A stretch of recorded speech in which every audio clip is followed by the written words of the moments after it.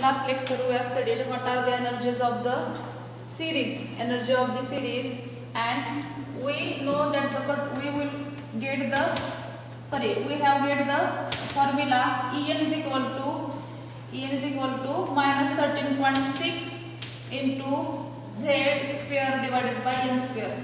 Z square divided by N square electron volt. आपल्याला मागच्या लेक्चरच्या वेळेस आपण ज्यावेळेस बघितले की एनर्जी ऑफ द इलेक्ट्रॉन काय असते बोहर्स पॉस्टुलेट मध्ये, त्यावेळेस आपल्याला एक फॉर्म्युला मिळाला n ऑर्बिट साठी. तो फॉर्म्युला काय असणार आहे तर En बरोबर -13.6 Z square divided by N square. Z square divided by N square असं आपल्याला मागच्या लेक्चरच्या वेळेस काय मिळाला फॉर्म्युला मिळालाय. तो आपण पाहिलेला आहे. आता त्या फॉर्म्युल्याच्या आधारावर आपल्याला एक एक्झाम्पल आहे ते सॉल्व्ह करायचं आहे. ते एक्झाम्पल काय असणार आहे बघा.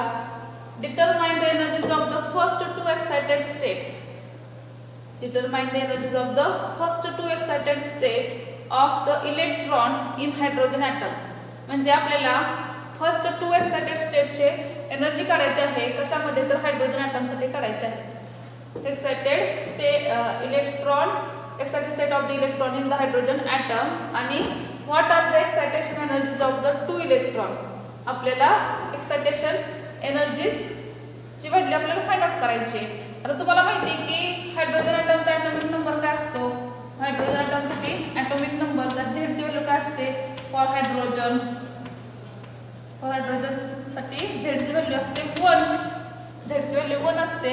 त्यासाठी एनर्जी ऑफ इलेक्ट्रॉन आपल्याला कॅल्क्युलेट करायचं आहे. मग आपल्याला फॉर्म्युला आयडियल फॉर्म्युला काय माहिती आहे En is equal to -13.6 En is equal to -13.6 into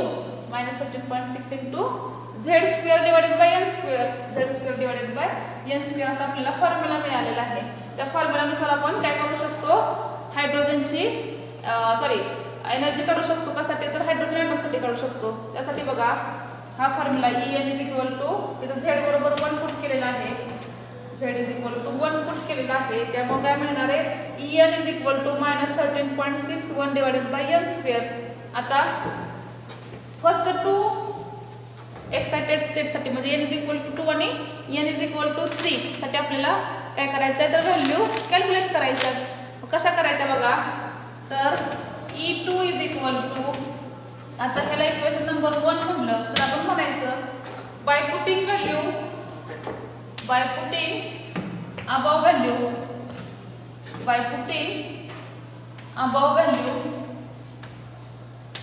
value कुठल्या व्हॅल्यू बघा n is equal to 2 and n is equal to 3 into equation 1 काय मिळणार आपल्याला E2 is equal to -13.6 into 1 divided by 2 square म्हणजे काय असणार आहे E2 is equal to -13.6 divided by 4. मग काय मिळणार आपल्याला व्हॅल्यू आपण कॅल्क्युलेट करून काय मिळणार आपल्याला -3.4 इलेक्ट्रॉन व्होल्ट. E2 बरोबर काय मिळणार आहे -3.4 इलेक्ट्रॉन व्होल्ट मिळणार आहे. आणि नंतर E3 बरोबर काय मिळणार आहे आपल्याला तर -13.6 डिवाइडेड बाय 3 चा स्क्वेअर म्हणजे काय असणार आहे -13.6 divided by 9 is equal to काय मिळणार आहे व्हॅल्यू आपल्याला तर -1.51 इलेक्ट्रॉन व्होल्ट. आपण जर डिव्हिजन बघितली तर आपल्याला काय value E3 is equal to -1.51 electron volt अशी आपल्याला एनर्जीच्या व्हॅल्यू मिळणार आहे. अशा पद्धतीने आपण एक्झाम्पल सॉल्व्ह करू शकतोय. नेक्स्ट एक्झाम्पल बघूयात आपण आता. Example number 2 which is based on energies of series concept. हे पहिले एक्झाम्पल झालं. दुसरं एक्झाम्पल आपण बघितलं लक्षात येईल आपल्या ते पण बेस आहे.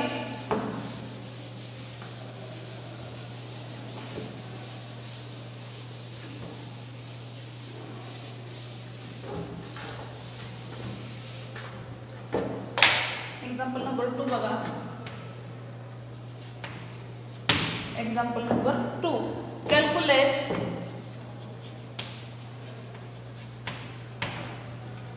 the wavelength of the first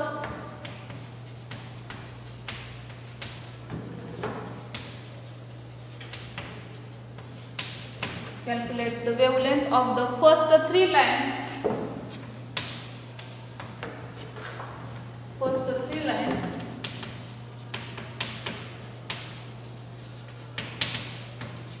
Calculate the wavelength of the first three lines in Paschen series. In Paschen series. In Paschen series of hydrogen atom. Of hydrogen atom.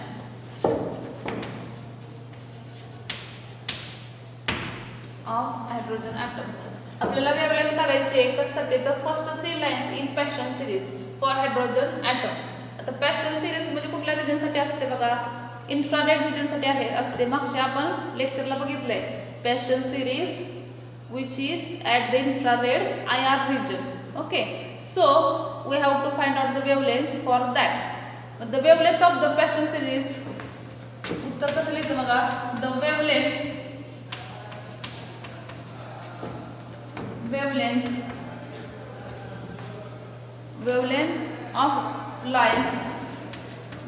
of lines in Paschen series. In Paschen series,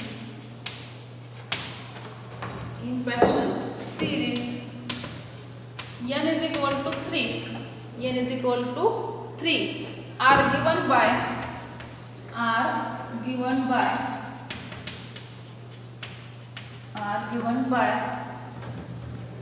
1 upon lambda. आपण हा formula बघितलाय. 1 upon lambda बरोबर काय असणार आहे, RH. RH म्हणजे काय असणार, रिडबर्ग कॉन्स्टंट. त्याची व्हॅल्यू काय असते मागच्या लेक्चरला बघितले, किती आहे 1.097 × 10⁻⁷ मीटर इनवर्स. 1.0097 × 10⁻⁷ मीटर इनवर्स ही रिडबर्ग कॉन्स्टंटची व्हॅल्यू आहे. इनटू ब्रॅकेट मध्ये काय असणार 1/n² - 1/m². Bracket complete. Therefore 1.097 × 10⁻⁷. 1.097 × 10⁻⁷. 1 divided by n बरोबर काय असणार 3² व्हॅल्यू पुट करायची आणि as it is 1/m². 1/m² असं ठेवायचंय. मग आता m² आहे व्हॅल्यू, ती m² इथं आता m च्या आपण व्हॅल्यू आपण काय करायचं, वेगवेगळ्या व्हॅल्यूसाठी आपण वेगवेगळं पुट करायचंय. आता तुम्हाला लक्षात येईल बघा, m इनवर्स जर काढला for m inverse for m is equal to 4 and 5. For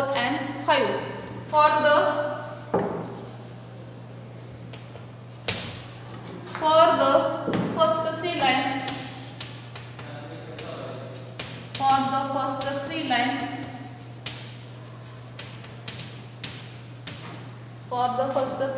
lines, in series 1/λ1 into bracket 1.097 into 10⁻⁷ into bracket 1/3² minus 1/4². 1/4² म्हणजे कसं असणार आहे 1.097 into 10⁻⁷ into bracket काय असणार आहे 7 divided by 9 into 16. आपण हे बघा 4चा square 16 minus 3चा square 9. 16 minus 9 is equal to 7 आणि खालचा as it is 9 into 16 असं आपल्याला मिळालेलं आहे. मग आपल्याला ह्याची व्हॅल्यू कॅल्क्युलेशन करून काय मिळाली, मग 1.097 into 7 into 10⁻⁷ divided by 4. 16 into 9 काय असणार आहे 16 into 9 144 आहे. 16 into 9 चा 144 म्हणजे इथं 144 असणार आहे. आणि आपल्याला व्हॅल्यू कशी मिळणार आहे मग, तर by calculation we can find out the value λ1 is equal to 1.87 किंवा असं जर आपण कॅल्क्युलेशन डायरेक्ट जर केलं किंवा लॉग टेबल साह्याने जर केलं तर चालते, पण आपण डायरेक्ट करूयात. Log table 0.055 into 10 raised to 6 meter inverse. Lambda 1 is equal to that much value. Lambda 1 is equal to 0.055 into 10 raised to minus 6 meter inverse is the value of the lambda 1. That is the wavelength for the series. Wavelength for the series. Next कुठला असणार आहे 1 आपण lambda आपल्याला calculate करायचा आहे. Formula same formula असणार आहे, फक्त आपण काय करायच्या व्हॅल्यू वेगळ्या पुट करायच्या. कशासाठी करायच्या तर m इज इक्वल टू 5 साठी करायच्या. म्हणजे आता इथं आपण पहिल्या स्टार्टिंगला m इज इक्वल टू 4 घेतलेला आहे आणि दुसऱ्या एक्झाम्पल साठी काय घ्यायचं m is equal to 5.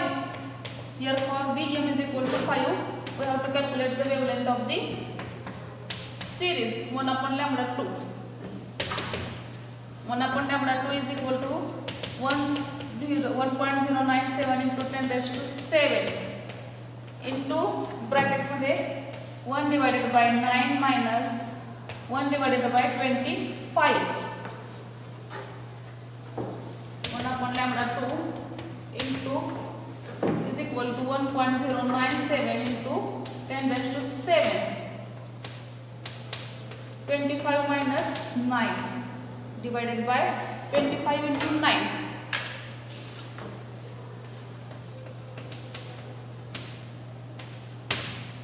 By simplifying the above calculation, we can calculate the wavelength. कशी व्हॅल्यू येणार आहे बघा, सिम्प्लिफाय करून आपण डायरेक्ट व्हॅल्यू काढूया. 1.282 into 10 raised to 6 into 10 raised to 6 metre inverse. आपण सगळ्या ह्या जर कॅल्क्युलेशन केल्या तर तुम्हाला डायरेक्ट ही व्हॅल्यू येणार आहे 1.λ2 इंटू दॅट व्हॅल्यू किंवा λ2 जर असं म्हटलं अशीच व्हॅल्यू येणार आहे. Wavelength of the second line in Paschen series for the m is equal to 5. Lambda 2 is equal to 1.282 into 10 raised to 6 meter inverse. Next limitation for Bohr's orbit. आता तुम्हाला माहिती आहे थॉम्सन मॉडेलमध्ये पण काहीतरी लिमिटेशन होत्या, नंतर रुदरफोर्ड मॉडेलमध्ये पण लिमिटेशन आहेत, बऱ्यापैकी लिमिटेशन आहेत. नेक्स्ट आता बोहर्स पॉस्टुलेट आपण बघितले 3 1 2 3 बोहर्स पॉस्टुलेट बघितले, but there are some limitation in Bohr's atomic model. Next point limitation in Bohr's atomic model.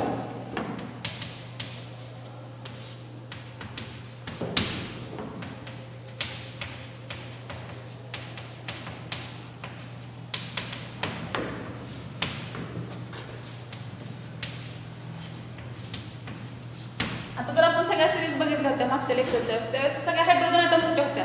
For hydrogen atom we can find out the series. Hydrogen ॲटमचा atomic number काय असणार आहे 1 असणार आहे आणि फक्त Z इज इक्वल टू 1 साठी त्या सगळ्या सिरीज काय होतात सॅटिस्फाय असतात. हायर ॲटॉमिक नंबरसाठी ह्या बोहर्स पॉस्टुलेट ॲटॉमिक मॉडेल हे सॅटिस्फाय होत नाही. So first limitation is this atomic model is satisfied for only hydrogen atom, not other atom. That is the atomic higher than 1, it is not satisfied for the other atomic numbers. Limitation number 1, Bohr's atomic model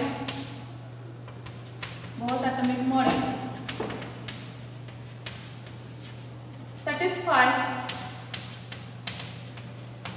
only for the hydrogen atom, only for the hydrogen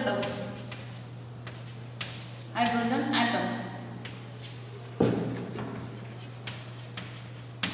It is not satisfied for the higher atomic number elements. It is not satisfied for the higher atomic number element.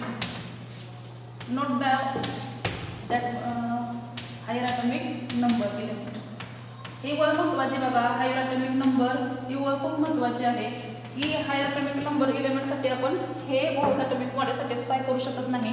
Second काय असणार आहे तर intensity of the emission lens is differ from the series to series. आता आपण series बघितले, कुठल्या series आहेत बघा, लायमन, बाल्मर आणि passion.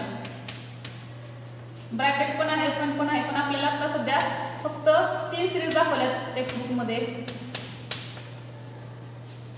Lyman, Balmer, passion, bracket आणि फंड ह्या सगळ्या सिरीज आहेत. पण ह्या सिरीज मध्ये एक्सायटेशन लेवल एनर्जी जी आहे इलेक्ट्रॉन जे आहे ते सगळ्यासाठी सेम अशी दाखवलेली नाही, तर प्रत्येकासाठी हायर एक्सायटेशन लेवल वेगळी आहे.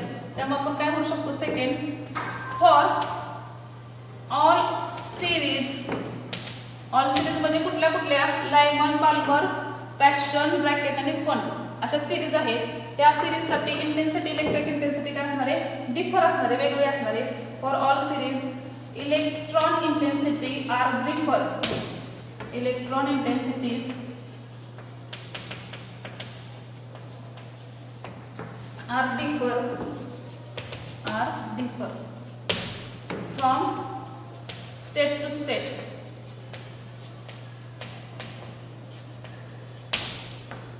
थर्ड लिमिटेशन काय असणार आहे बघा. थर्ड लिमिटेशन जर बघितलं तर काय असणार आहे, this model is not entirely satisfactory for the arbitrary elements. Arbitrary पण एलिमेंट असतात. This model is not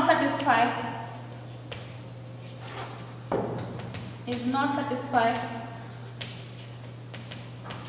for arbitrary element.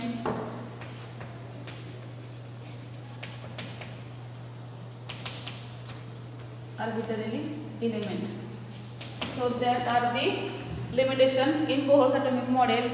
काय आहे पहिलं तर Bohr's atomic model satisfy only for the hydrogen atom which having the atomic number 1.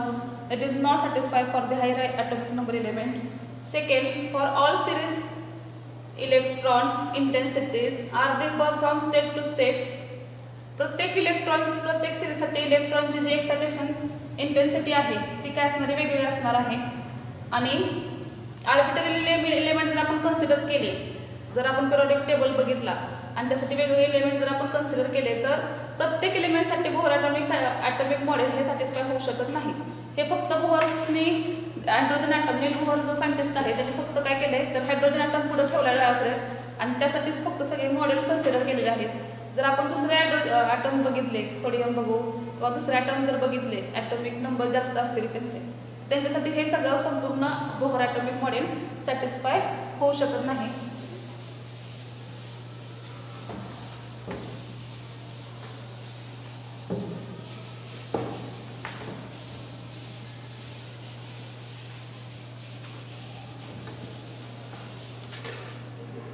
तुमचं syllabus reduce झाला त्यामुळे बऱ्यापैकी पॉईंट काय असतात परीक्षेसाठी हे जेवढे घेतलेत आपण ते सगळे परीक्षेसाठी इम्पॉर्टंट आहेत.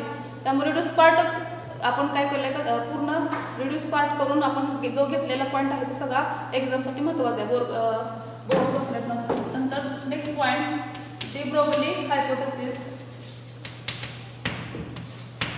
डी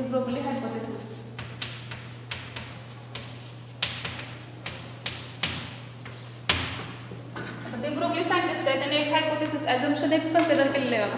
हायपोथेसिस म्हणजे काय तर एक इमॅजिनेशन पार्ट असतो सायंटिस्टचा, तो त्यांनी थेरॉटिकली आपलं काय केलं आहे की वहीवर लिहून काढल्याने ते हायपोथेसिस म्हणून कन्सिडर केलेलं आहे.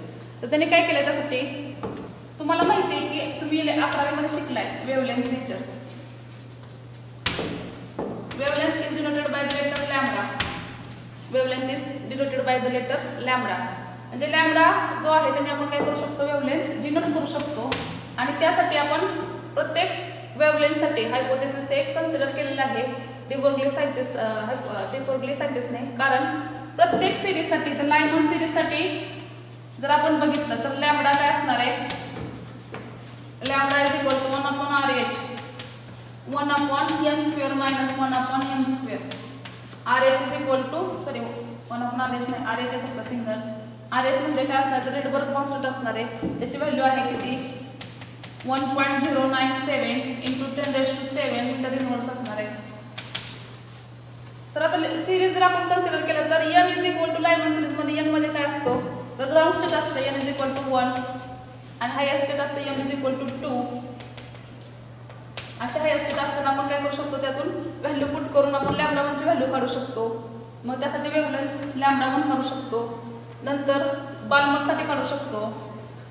बाल्मरसाठी सेम आपण तोच फॉर्म्युला वापरायचा आहे, फक्त जी ऑर्बिट लेवल आहे ती काय असणार वेगळी असणार आहे.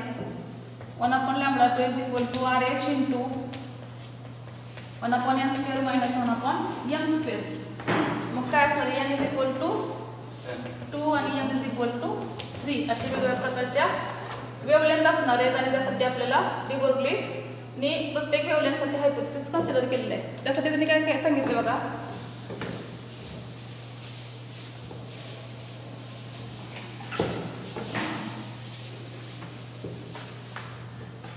हे कन्सिडर राहिलेला पार्ट आपण नेक्स्ट लेक्चरला पाहूया. थँक्यू.